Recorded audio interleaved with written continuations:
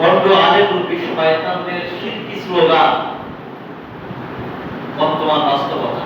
এই দেশে কিছু বসবাসরত পেট পূজারী ভণ্ড আলেমুরব্বী মানবরূপী শয়তান কিছু রয়েছে, যাদের স্লোগান শুনলে, যাদের ড্যান্স নাচ গান বক্তব্যের ওয়াজ নসিহত মাহফিলে যারা ড্যান্স দেয়, যেমন গিয়াসউদ্দিন তাহিরি নামক এক মানবরূপী শয়তান, সে হকপন্থী আলেমদেরকে চ্যালেঞ্জ করে, তার বিরুদ্ধে মামলা দেওয়ার চেষ্টা করে।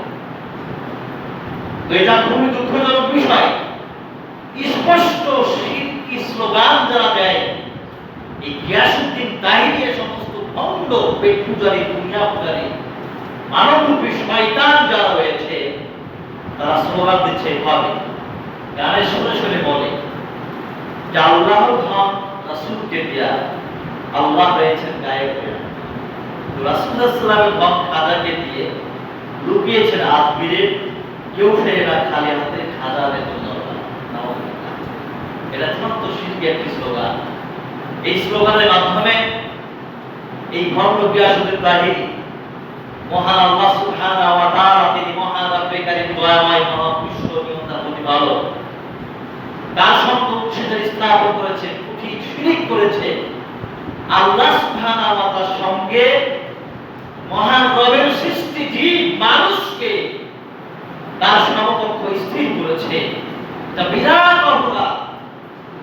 এই অপরাধ করার পরেও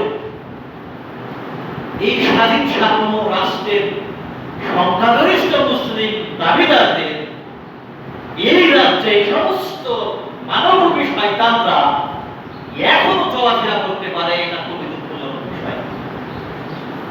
এটা মারাত্মক একটি স্লোগান। রাষ্ট্র থেকে উচিত ছিল রাষ্ট্রে শান্তি মুসলিম হতো। এই স্লোগান, এই কথা বলার সঙ্গে সঙ্গে এই মানবরূপী শয়তানকে গ্রেফতার করে মৃত্যুদণ্ড দেয়া।